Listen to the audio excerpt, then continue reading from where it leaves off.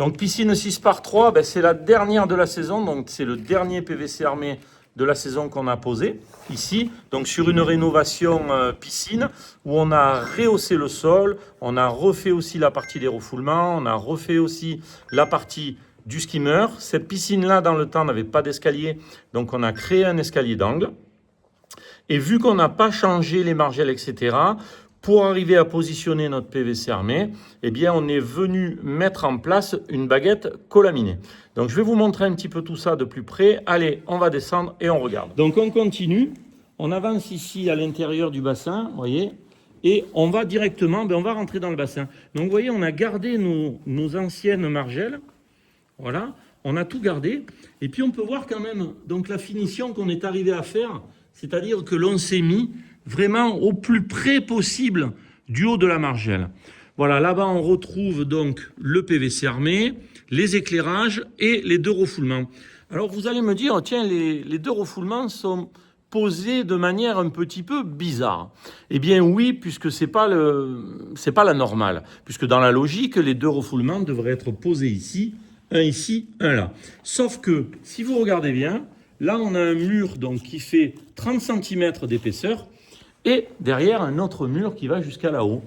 Donc, impossible de pouvoir positionner nos deux refoulements-là sans être ennuyé ou bien casser une partie du mur.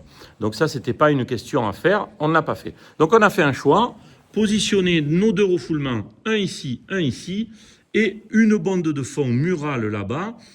Alors ça aussi, c'est pas habituel, puisque toutes les vidéos que vous voyez, que je vous montre habituellement, on a une bande de fond au fond, tout simplement.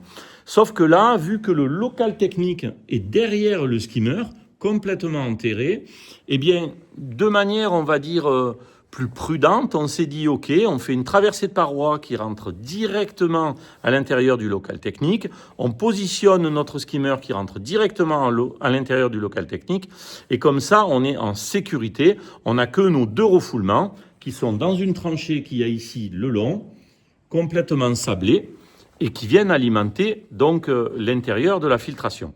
Là, on est sur un PVC armé, donc 3D, baselé, voilà, de marque Hagenplast.